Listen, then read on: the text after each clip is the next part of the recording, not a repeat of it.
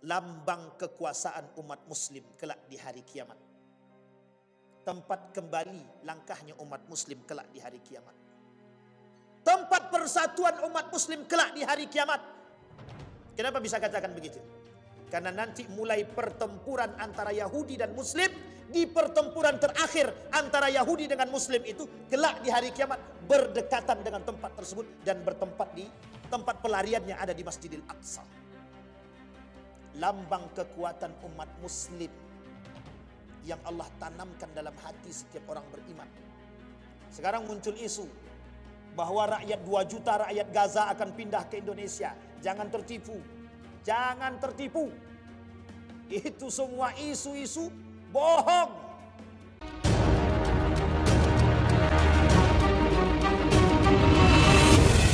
Minasyaitonirrajim. Bismillahirrahmanirrahim. Assalamualaikum warahmatullahi wabarakatuh. Alhamdulillahi rabbil alamin. Alhamdulillahilladzi an'ama bi ni'matil iman wal islam bihima tatimmus salihat. Asyhadu an la ilaha illallah wahdahu la syarika lah wa asyhadu anna Muhammadan abduhu wa rasuluh la nabiyya ba'd. Allahumma salli wa sallim wa barik ala hadzal nabiyil karim. Allahumma salli ala Muhammad wa ala ali Muhammad fil alamin innaka Hamidum Majid. Ya ayuhan nasu taqu rabbakum alladhi khalaqakum min nafsin wahidah wa khalaqa minha zawjaha wa batha minhuma rijalan katsiran wa nisaa wattaqullaha alladhi tasaaluna bihi wal arham innallaha kana 'alaikum raqiba. Wa qala Allah ta'ala ya ayyuhalladzina amanu taqullaha wa qulu qawlan sadida yuslih lakum a'malakum wa yaghfir lakum dzunubakum wa may yuti'illaha wa rasulahu faqad faza fawzan 'azima. Puji syukur kehadirat Allah dengan mengucapkan alhamdulillah rabbil alamin. Berselawat kepada Nabi dengan mengucapkan Allahumma salli ala Muhammad wa ala ali Muhammad fil alamin innaka Hamidum Majid. Bapak Ibu sekalian yang berbahagia, mudah-mudahan di malam hari ini Allah memberikan atau melimpahkan rahmat dan karunia-Nya kepada kita semua. Allah jadikan kita orang-orang yang selalu bersyukur akan segala nikmat-Nya. Allah jadikan kita orang-orang yang istiqamah dalam kebaikan dan ketaatan kepada-Nya. Allah lindungi kita dan keluarga kita. Kemudian Allah jadikan setiap akhir daripada kehidupan kita husnul khatimah. Amin ya rabbal alamin. Baik Bapak Ibu sekalian yang berbahagia, di dalam Al-Quran Allah berkata tentang perjalanan Isra wal Mi'raj itu banyak, tidak satu. Kata Allah, afatu'maruna ala ma yara wa laqad ra'ahu nazlatan ukhra 'inda sidratil muntaha. Ini ayat yang kedua. Mesti ayat yang pertamanya udah hafal semua. Subhanalladzi asra bi'abdihi. Sama-sama Bapak Ibu. 1, 2, 3. Subhanalladzi asra bi'abdihi lailan minal masjidil harami ilal masjidil aqsalladzi barakna haula. Kita titik aja sampai situ. Meskipun harusnya koma. Tapi panjang lagi kan ayat itu. Sebenarnya tak panjang juga. Bapak Ibu sekalian yang berbahagia, setiap tahun ada peringatan Isra wal Mi'raj. Betul apa salah? Setiap tahun di masjid di mana-mana memperingati Isra wal Mi'raj. Mau Muhammadiyah dia, mau NU dia, mau Salafi dia, mau Persis dia, mau apapun dia golongannya, Syiah sekalipun, Khawarij sekalipun memperingati Isra wal Mi'raj. Pertanyaannya besar tuh. Pertanyaan besarnya. Mengapa memperingati Isra wal Mi'raj? Yang bisa jawab boleh pulang duluan. Mengapa kita memperingati Isra wal Mi'raj? Oh, biar kami kenal sejarah. Setelah kenal sejarah mau ngapain? Oh, biar kami bisa buat pesawat seperti Buraq. Setelah itu ngapain? Ini poin penting ini dalam Isra wal Mi'raj. Setiap tahun, kalau Bang Romi umurnya 60 tahun, berarti mulai dari ada 60 kali dia memperingati Isra wal Mi'raj. Pertanyaannya untuk apa? Baik, Bapak Ibu. Ada yang bisa jawab? Untuk apa memperingati Isra wal Mi'raj? Di dalam buku yang kecil ini, ada sekitar 10 lebih pertanyaan yang meragukan umat muslim tentang Isra wal Mi'raj. Kalau saya sampaikan, mesti banyak yang ragu. Tapi jangan sampaikan pada keraguannya, kita sampaikan pada keyakinannya. Nah, sekarang pertanyaannya kembali, mengapa? Ibu-ibu, mengapa memperingati Isra wal Mi'raj? Ada yang jawab, biar bisa makan bersama. Loh, salahkah? Tak salah. Semakin sering kita makan bersama, semakin banyak berkahnya. Semua masalahnya masjid sanggup tak? Itu aja lagi. Bapak Ibu sekalian yang berbahagia, Al-Isra wal Mi'raj itu kita kutip ayatnya. Kita pretelin ayatnya itu, Pak. Subhanalladzi asra. Kenapa Allah katakan kalimat dari awalnya subhan? Subhanalladzi. Apa arti subhanallah? Subhanallah artinya tasbih. Mengagungkan Allah. Pertanyaan pertama, mengapa kita perlu mengagungkan Allah? Ini urut nih dari ayat itu. Mengapa kita perlu mengagungkan Allah? Assalamualaikum warahmatullahi wabarakatuh. Mengapa kita perlu mengagungkan Allah? Siapa di antara kita hari ini yang mengagungkan Allah lebih besar daripada kehidupan dia? Siapa yang hari-harinya tak pernah berhenti mengagungkan Allah? Itu kalimatnya sederhana, subhanalladzi. Kalau kalimat lain, subhanallah itu kalimat tasbih yang Allah perintahkan kepada Nabi Muhammad. Allah yang mengatakan dalam kalimat tersebut, Allah puji diri dia sendiri. Mengapa Allah puji diri dia sendiri? Karena Allah tahu banyak umat muslim itu sadar akan keagungan Allah tapi tidak mau memuji Allah. Subhanalladzi. Cari ayat yang dimulai dari subhanallah. Sangat sedikit kalaupun kita ketemu. Surat apa yang dimulai dengan kalimat subhanallah? Maka penting untuk dipahami. Kenapa Allah puji diri dia sendiri? Maha suci Allah yang telah memperjalankan kalimat selanjutnya. Jadi Bapak Ibu, poin pentingnya dalam kalimat subhan tadi, Allah ingin katakan kepada kita umat muslim ini, banyak umat muslim itu yang tidak mengagungkan Allah tapi tahu keagungan Allah. Tahu saja keagungan Allah tapi tak mau mengagungkan Allah.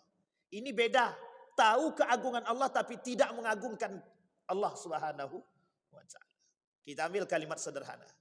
Wa mahyaya wa mamati. Hidupku dan matiku buat siapa? Allah. Sandarannya siapa sebenarnya? Asnadan nasu nafsahu ila rabbih. Harusnya setiap manusia itu harusnya menyandarkan diri dia kepada Sang Pencipta. Pertanyaannya, kemana dia sandarkan kehidupan dia selama hidup dia hidup? Ke manusia atau kepada Allah? Maka kalimat itu yang Allah sandarkan. Hei manusia, orang beriman, sadar kalian. Aku inilah yang paling berkuasa, kata Allah. Segala sesuatu yang terjadi di muka bumi ini, itu atas izinku. Aku tunjukkan kepada kalian kebesaranku. Tapi puji aku, agungkan aku. Sampai di sini paham Bapak Ibu? Nanti kalimat ini, kenapa dimulai dengan kalimat subhanallah? Karena ini ada kaitannya dengan kemungkaran dan kaitannya dengan pembangkangan dan penolakan. Dan itu berkaitan. Kalimat selanjutnya. Subhanalladzi asra. Kalimat ini sederhana. Oleh Zamakhsyari.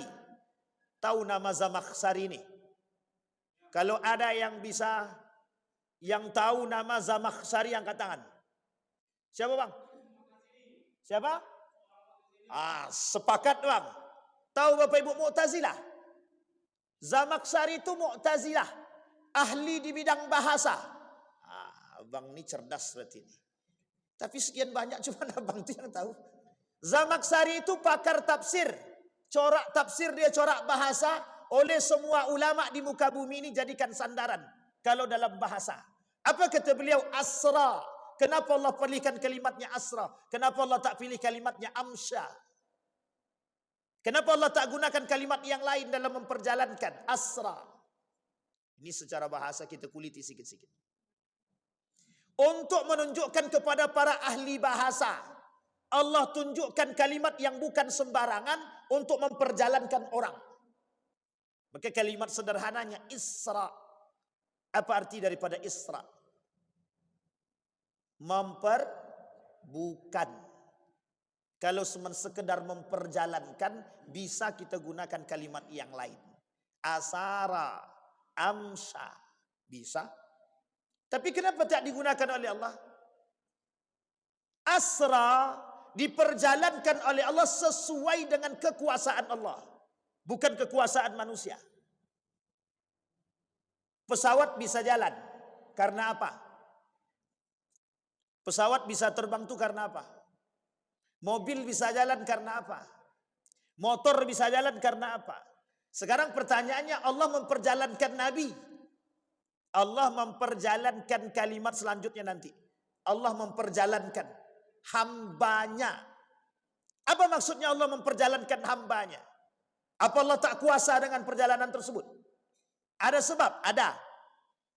Allah ingin tunjukkan, ingin katakan kepada baginda Nabi Muhammad SAW, kekuasaan dirinya memperjalankan apapun dalam bentuk apapun. Bukan sembarangan. Berkumpul para ilmuwan sarjanawan hari ini pada abad ke-19, abad ke-20 berkumpul mencari tahu tentang fenomena Isra wal Mi'raj. Tidak mereka temukan titik keilmiahan kecuali satu. Nanti kita lihat ilmiahnya di mana yang ditemukan. Nah, kalau saya lupa ingatkan. Subhanalladzi asra bi 'abdihi. Ittafaqal ulama'il Qur'an. Ittafaqa ulama' tafsir. Sepakat ulama tafsir mengatakan yang disebut dengan kalimat abdihi di situ Muhammad sallallahu alaihi wasallam. Sekarang kenapa Allah kata kalimatnya abduhu? Bukan Allah subhanalladzi asra bi Muhammadin. Kenapa Allah tak kasih langsung nama Muhammad? Menunjukkan kecintaan yang berlebihan yang Allah miliki kepada hambanya. Kalimat ini saya sandarkan dengan manusia penuh dosa. Qul li'ibadiyalladzina asrafu ala anfusihim. Katakan, kata Allah, wahai Muhammad, katakan kepada hambaku yang punya banyak dosa, yang dosanya berlebihan. Kalimat yang Allah gunakan hamba, ibadun. Asal kata awal abdud. Kenapa? Karena menunjukkan rasa kasih dan sayangnya Allah sekalipun kepada pelaku maksiat. Kalimat selanjutnya, Allah turunkan sifat kepada orang yang melaku maksiat sebanyak-banyaknya. Sifat yang Allah turunkan rahmat. Qul li'ibadiyalladzina asrafu ala anfusihim la taqnatu min rahmatillah. Rahmat. Yang kedua, la taqnatu min rauhillah. Sama maknanya, Pak. Dua-duanya sama.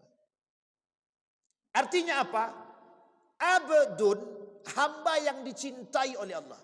Di dalam Al-Quran banyak kalimat abdun, rata-rata kalimat itu disandarkan kepada baginda Nabi Muhammad SAW. Yang kedua, Allah sandarkan kepada hamba yang dicintai oleh Allah, meskipun hamba tersebut berdosa banyak. Sampai di sini bisa dipahami Ibu-ibu? Bapak Ibu semua bisa paham? Subhanalladzi asra bi 'abdihi lailan. Ini dah paham nih semua. Kenapa Allah perjalankan lailan di malam hari? Ini konteksnya penting untuk dipahami. Dibahas di buku ini, dibahas dalam buku-buku yang lain. Termasuk dibahas di dalam buku Al-Isra wal Mi'raj karangan Ibnu Hajar Al-Asqalani dan As-Suyuti. Tahu Bapak Ibu alasannya kenapa Allah perjalankan di malam hari, tidak di siang hari? Ini membuktikan kepada kita Bapak Ibu. Kalau Allah perjalankan di siang hari, manusia melihat, maka akan terjadi pertentangan yang besar. Tapi kemudian Allah tak mampu melihat keimanan mereka. Bukan tidak mampu secara kualitas Allah ya. Tapi kenapa Allah pilih malam hari? Kata Allah, kalau di malam hari orang lain yang tertidur, maka dibutuhkan keimanan yang dahsyat untuk meyakini sesuatu yang tidak mungkin. Sehingga malam hari itu kecepatan bisa diukur. Nah, sekarang saya sampaikan keilmiahannya. Seorang ilmuwan dari Jepang melakukan penelitian kecepatan cahaya. Jadi kecepatan cahaya itu bisa diukur. Artinya kalau kecepatan cahaya bisa diukur dan bisa diterima oleh akal dalam ilmu penelitian itu, maka kecepatan buruk bisa diukur sama. Kecepatan buruk sama dengan kecepatan cahaya. Kalau kecepatan cahaya bisa diukur dengan kecepatan, maka bisa mengantarkan manusia bolak-balik dalam satu malam. Berkali-kali. Sehingga ada ulama yang mengatakan perjalanan Isra wal Mi'raj ini tidak satu kali. Ada yang mengatakan 3 kali, ada yang mengatakan 5 kali. Tapi yang paling masyhur di antara kita hari ini, di kalangan para ulama, 1 kali. Sampai di sini bisa dipahami Bapak Ibu? Kenapa Allah pilih malam hari? Nanti kalimat akhirnya adalah Allah ingin uji keimanan manusia dan ingin mengangkat keilmiahan tersebut. Kata Syekh Najmuddin Al-Ghaithi, justru kalau seandainya di malam hari akan semakin tampak keilmiahan perjalanan buruk dengan kecepatannya yang sesungguhnya. Karena apa? Tolak ukurnya cahaya. Karena di malam hari banyak bintang dan orang bisa meneliti kecepatan bintang dan kecepatan cahaya. Itu menjadi tolak ukur ilmiah hari ini Bapak Ibu. Sehingga mohon maaf Bapak Ibu, itu teruji. Kalaulah kecepatan cahaya itu bisa teruji, sekarang kita lihat perjalanan dari sini ke Yogyakarta yang harusnya dihabiskan 2 hari 2 malam bisa ditempuh dengan 2 jam. Dengan apa itu Bapak Ibu? Dengan telepati, dengan pesawat.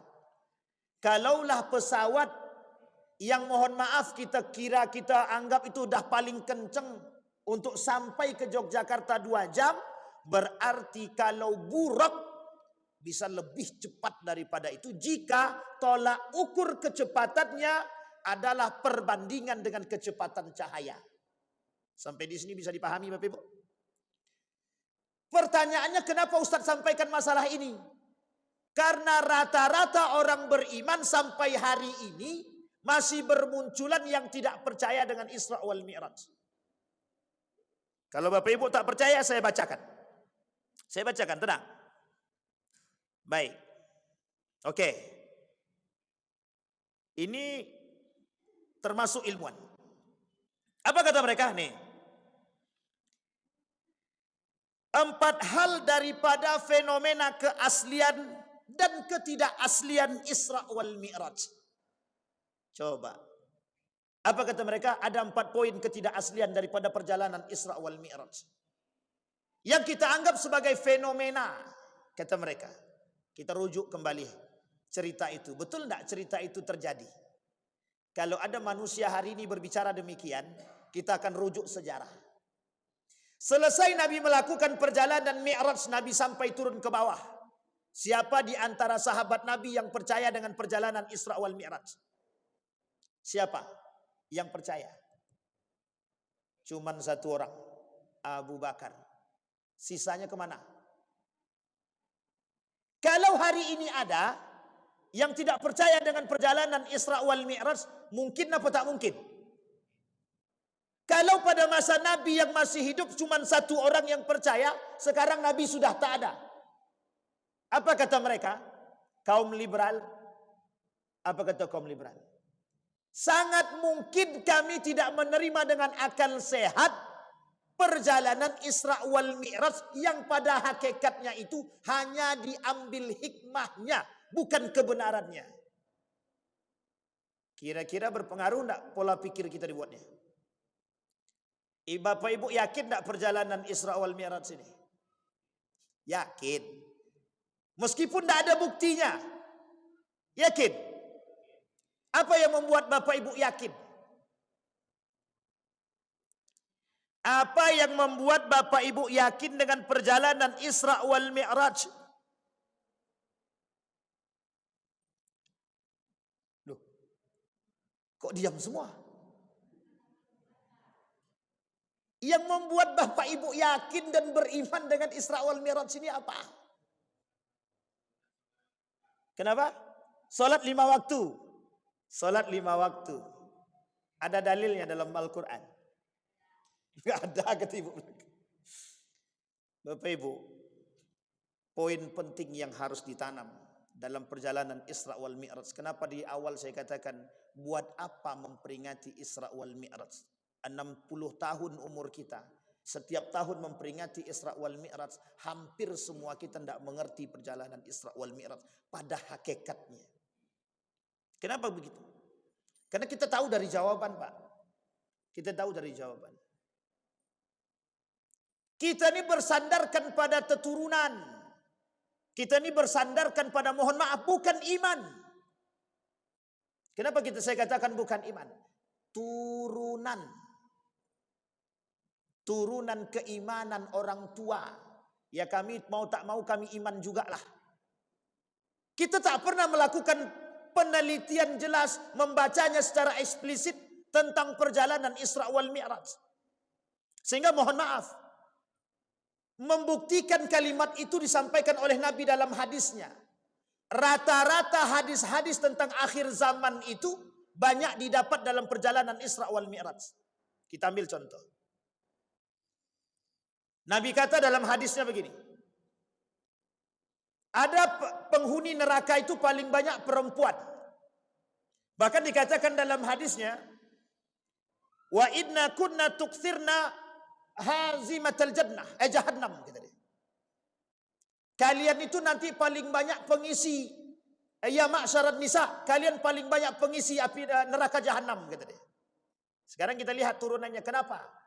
Satu hadisnya yang pertama kata Nabi, banyak perempuan itu nanti yang melawan kepada suaminya. Sekarang kita buktikan, Pak. Banyak enggak perempuan yang melawan pada suaminya? Yang bapak-bapak mesti jawab nih. Yang ibu-ibu mesti cari aman tuh. Kalimatnya kita balik, Pak. Karena banyak perempuan yang melawan kepada suaminya, banyak suami yang takut pada istri dia. Sekarang bapak-bapak mau terima tak ada masalah. Kalimat itu kita balik dalam hadis Nabi. Apa kata Nabi? Tidak akan terjadi hari kiamat sampai kalian akan melihat laki-laki di bawah ketiak istri dia. Hatta sampai mereka yuhlikna ummahatahun. Sampai mereka berdurhaka kepada kedua orang tuanya. Kejadian itu nyata, bukan tak nyata. Itu yang disampaikan oleh Nabi. Tapi poinnya nanti. Nah, Bapak Ibu sekalian yang berbahagia, perjalanan Isra wal Mi'raj itu kisah yang masuk di dalamnya itu yang tidak dipercayai oleh kaum-kaum terdahulu terhadap perjalanan Isra wal Mi'raj itu bukan pada apa yang dilihat oleh baginda Nabi, tapi apa yang terjadi di hadapan mata mereka.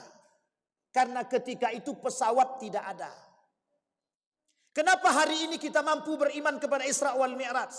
Satu, karena turunan. Yang kedua, kita melihat kemampuan.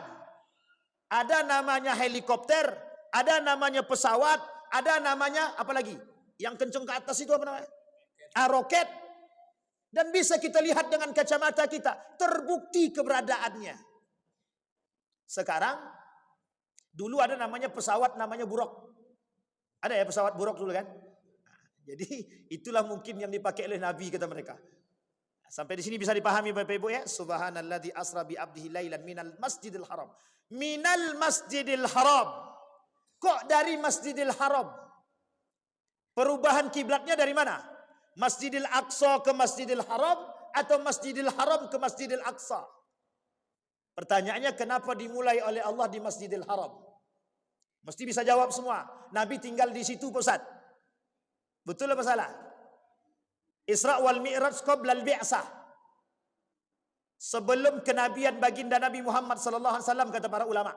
Sebagian lagi mengatakan setelah kenabian. Sebagian lagi mengatakan sebelum kenabian.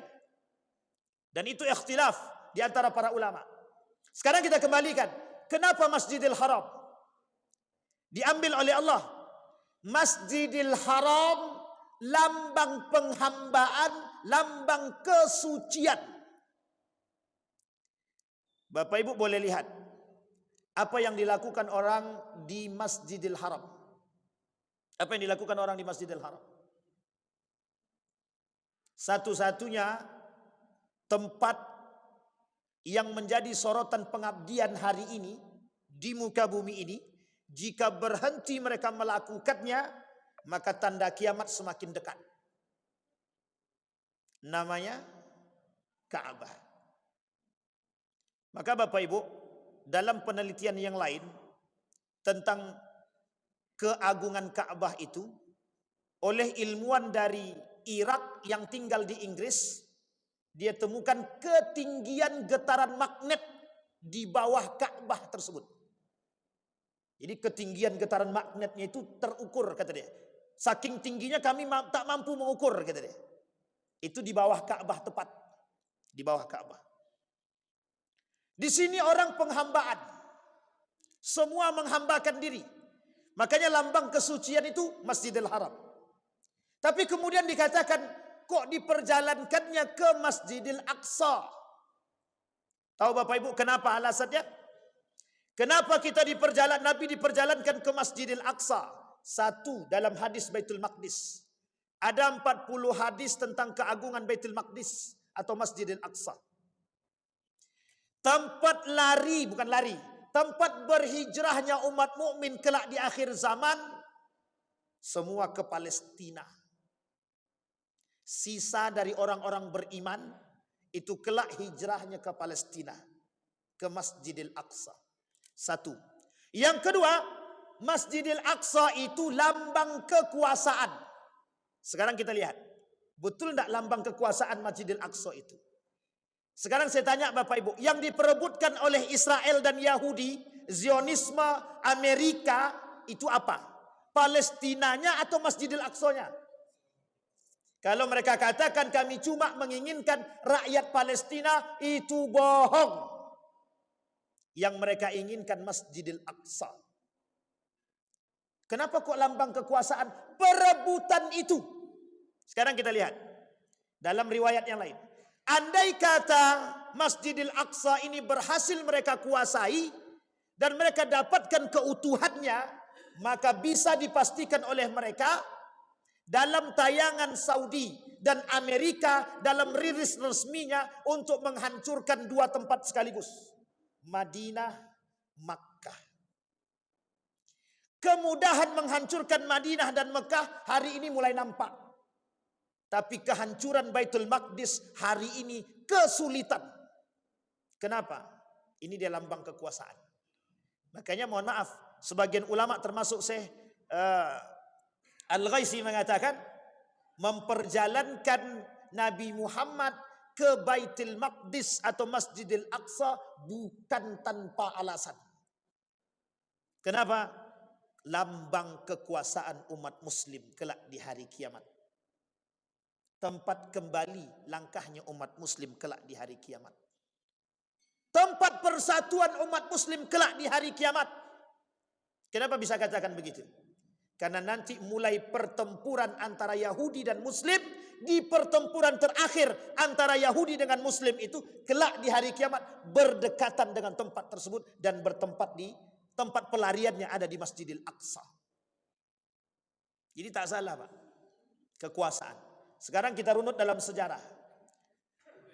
Dalam sejarah kita lihat, Nabi yang paling terkuat dua terhadap Masjidil Aqsa ini, yang mendapatkan kekuasaan lebih. Satu Nabi Daud, yang kedua Nabi Sulaiman. Kedua-dua Nabi ini diberikan kekuasaan oleh Allah ketika memegang Masjidil Aqsa, Yerusalem. Dan ini dalam sejarah, bukan di dalam sejarah umat muslim saja.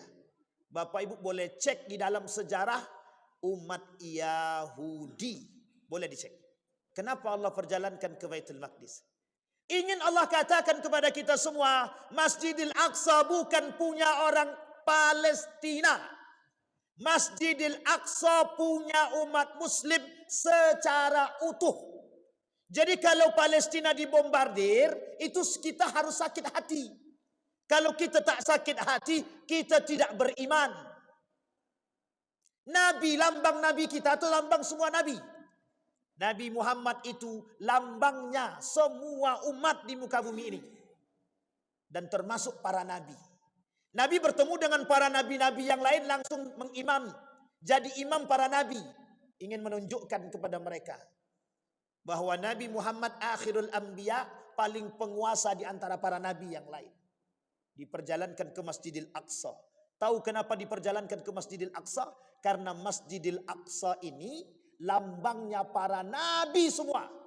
Kecuali satu. Masjidil Haram. Masjidil Haram hanya diperuntukkan kepada siapa?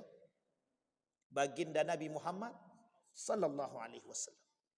Maka mohon maaf Bapak Ibu, sebelum Nabi pindah ke hijrah ke Madinah, itu kiblatnya itu masih ke Baitul Maqdis. Sampai Nabi di Madinah, mungkin sekitar 2 pekan Nabi tinggal di sana, barulah Allah perintahkan fawalli wajhaka syatral masjidil haram. Dari Masjidil Aqsa kiblat pertama, Allah perintahkan ke Masjidil Haram. Bapak Ibu ingat sejarah ini. Semua orang Yahudi Madinah yang masuk Islam ketika itu murtad seketika. Tahu kenapa alasannya? Karena mereka menganggap Nabi Muhammad sudah tidak lagi setia kepada Masjidil Aqsa, Yerusalem, Palestina yang menjadi kiblatnya para nabi terdahulu. Itu alasannya, Pak. Sehingga kata Allah tambah, linutsabbita bihi fuadahu. Kami pengen tahu mana di antara mereka yang paling beriman kepada kami, kata Allah. Itu alasan Allah memalingkan wajah dari kiblatnya ke Masjidil Aqsa berubah ke Masjidil Haram. Karena Allah tahu karakter pembangkangan kaum Yahudi itu pasti akan terjadi. Sama dengan hari ini. Jangan tertipu dengan genjatan senjata mereka. Kita tetap harus waspada dan tetap gerakan boikot produk Israel. Bapak Ibu, saya mau kasih tahu. Kalau ada yang mengatakan bahwa ini bukan produk Israel, ini bukan produk Israel secara langsung. Tapi investornya, salah satu investor terbesar dalam produk ini, Israel.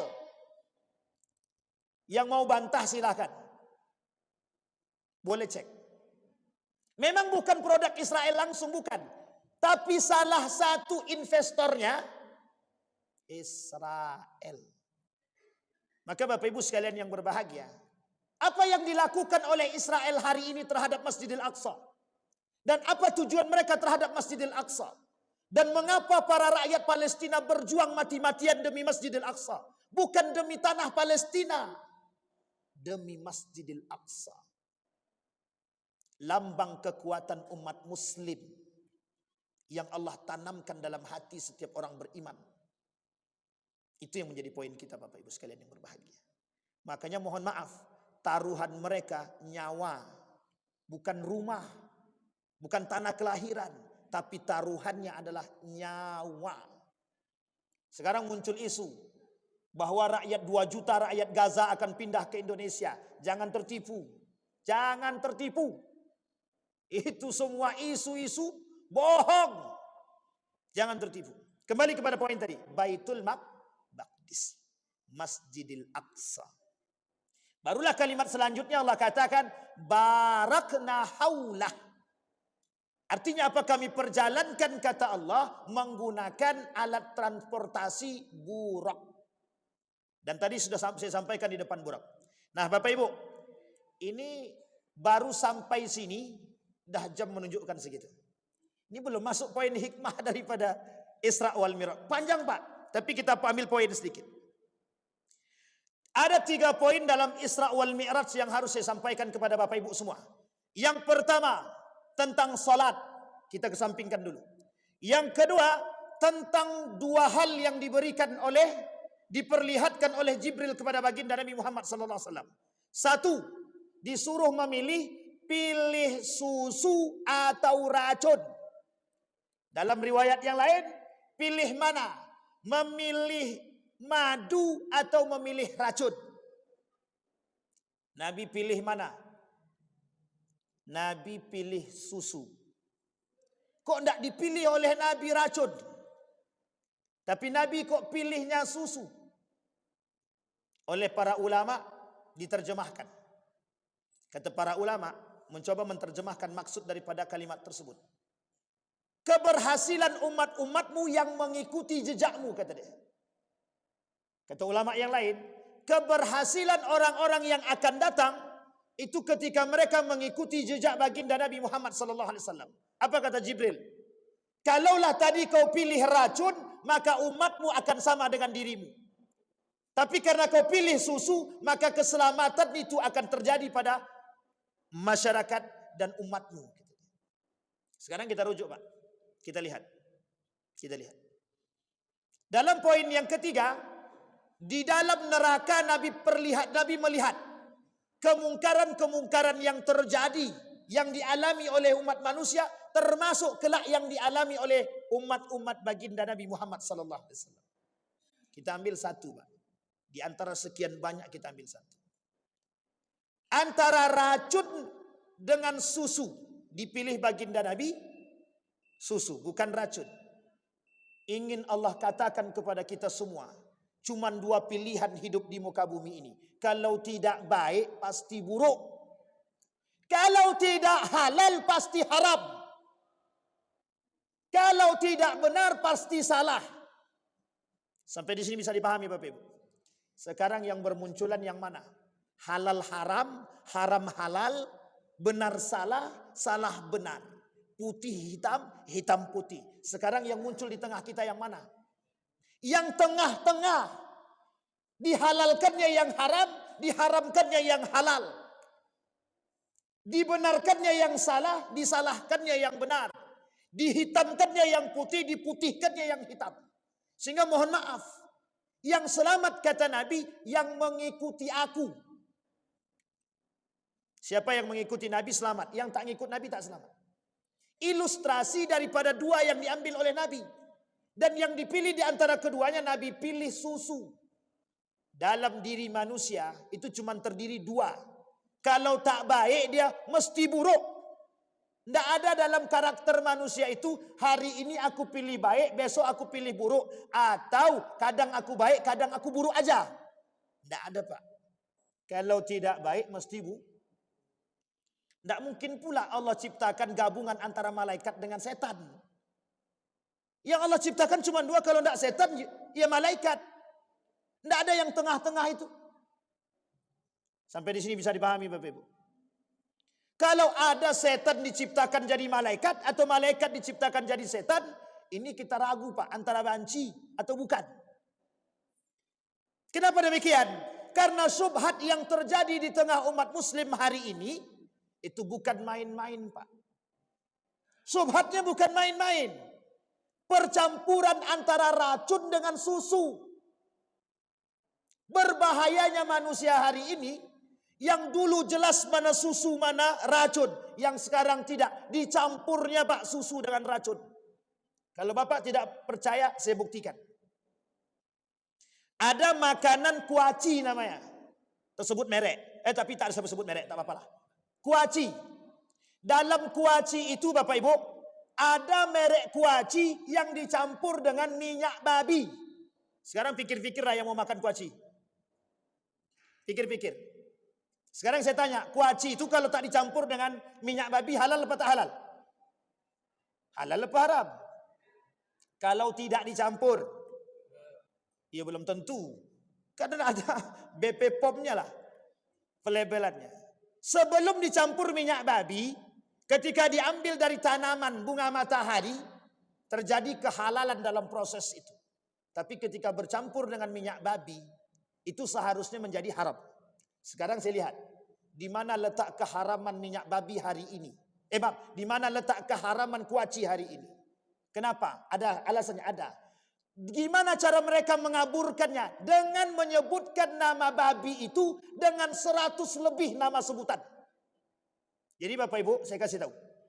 Nama minyak babi itu, daging babi itu, dan yang berbau babi itu ada 100 lebih nama dalam bahasa Inggris. Sekarang saya tanya, kalau kita tidak tahu kira-kira bisa termakan apa tidak? Sekarang Bapak Ibu coba sebutkan satu saja. Tidak usah satu, 5 saja. Dari 100 itu nama lain daripada minyak babi atau daging babi. 1. Apa? Koin. Yang kedua. Apa? Latin. Yang ketiga. 2 baru. 3, dapat 3 ini lah. Atau 4 lah paling tidak. 100 lebih Pak. Yang mereka campurkan oleh Yahudi ke dalam setiap makanan umat muslim. Tujuannya cuma satu. Agar umat muslim ragu dengan agama mereka. Bahkan mohon maaf. Hari ini umat muslim mana yang kurang ragu dengan agama dia? Hampir Pak.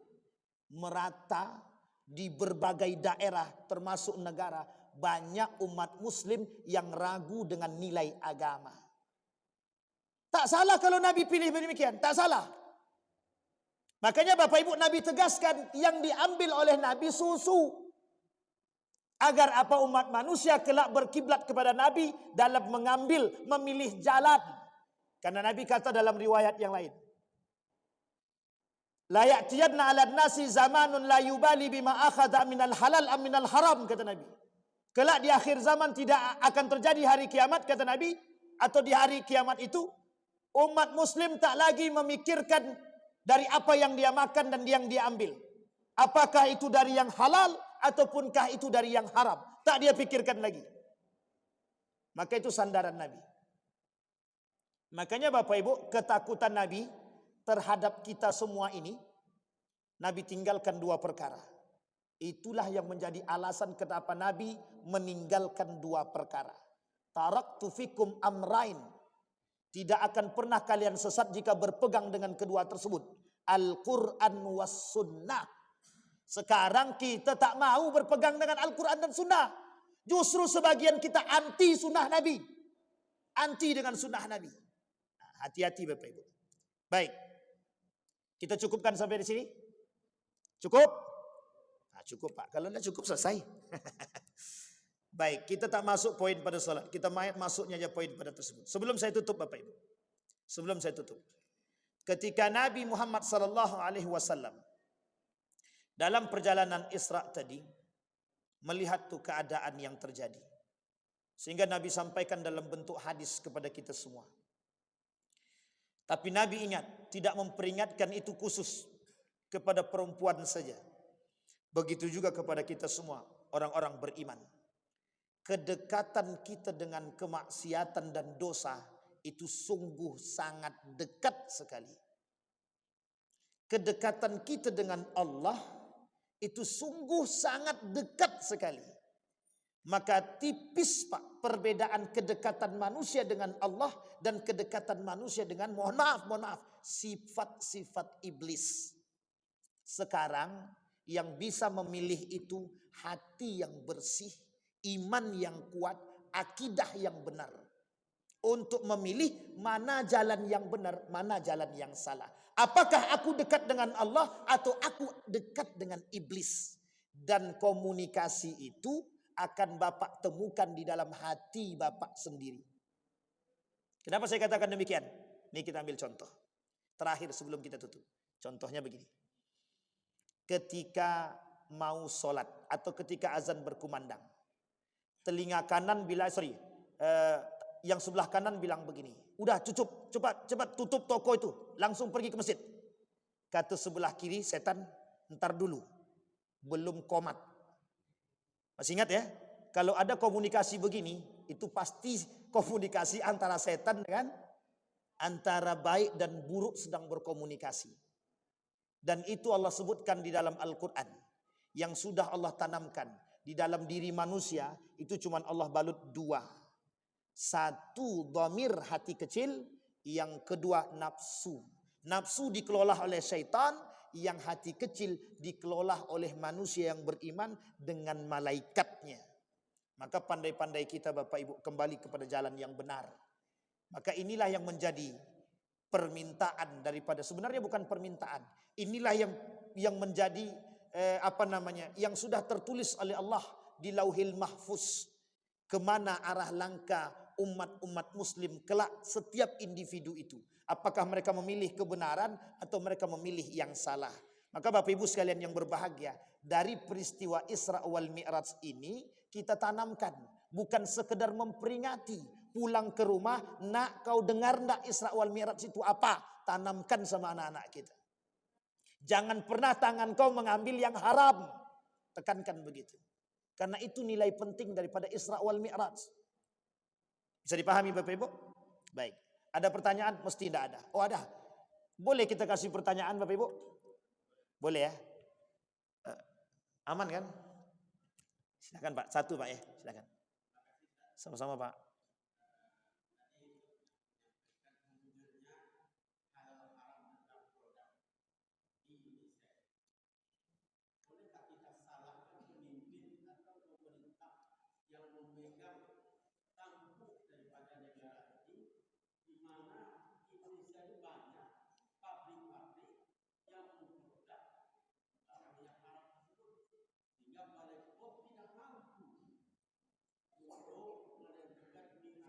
Oke, siap. Sama-sama Pak. Bolehkah kita menyalahkan pemerintah? Tapi Bapak ini ngungkit-ngungkit. Ini jebak-jebak nih, hati-hati Pak ya. Saya tak salahkan pemerintah. Tapi yang kita salahkan sekarang ini siapa? Kita Pak. Yang milih mereka juga kita kan. Artinya kita kadang-kadang juga salah memilih pemimpin. Tapi tidak ada masalah Pak. Kalau kita mau menyalahkan pemimpin dalam kategori ini. Tidak ada masalah. Memang salah kok. Kita ambil contoh khamar. Tahu Bapak Ibu khamar? Khamar itu apa? Ya bir bintang dan lain sebagainya lah. Minuman keras. Kita masyarakat melawan. Apa yang kita lawan? Minuman keras. Tapi mohon maaf minuman keras masuk. Surat izinnya ada. Nah, itu muskilah bagi kita Pak. Oke, satu. Yang kedua, sekarang begini. Apa yang harus kita lakukan? Yang harus kita lakukan hari ini, yang tahu toko yang jual minuman keras, laporkan. Sekarang sudah ada Pak. Sudah ada kebijakan pemerintah itu untuk menutup tempat-tempat yang menjual minuman keras. Tapi kalau seandainya mereka bekerja sama dengan mohon maaf pakai suap Ustaz. Niat kita dah sampai kepada Allah Pak. Kalau kita sanggup lawan silahkan. Kalau tak sanggup kita cukup sadarkan masyarakat agar untuk tidak membeli di toko tersebut. Kalau kita tahu. Saya ambil contoh. Ini tersebut merek. Masalah gak? Masalah ya. Kita ambil contoh. Planet jual bir bintang. Jadi kalau bisa, tolong yang punya jaringan ke atas sampaikan Pak. Biar dicek sama mereka. Dan besok saya sampaikan. Saya sudah niat untuk menyampaikan ini kepada Majelis Ulama Indonesia. Dan mau saya sampaikan. Toko-toko yang menjual minuman-minuman keras akan kita sampaikan. Dan saya sudah punya niat untuk menyampaikan itu kepada Majelis Ulama Indonesia. Insya Allah. Sampai di sini paham Pak? Kenapa saya katakan demikian? Kemungkaran harus kita lawan. Kalau kemungkaran kita diamkan, mohon maaf. Semua toko jual minuman keras nanti. Sampai di sini bisa dipahami Bapak Ibu ya. Kalau kita semua di sini sadar dengan Isra wal Mi'raj, berarti kita semua sekarang sepakat untuk mohon maaf. Sama-sama membasmi kemungkaran. Kalau cuma Bapak sendiri aja, tidak kuat. Tapi kalau kita ramai-ramai, kira-kira kuat dapat tak kuat? Baik. Saya kira itu Bapak Ibu.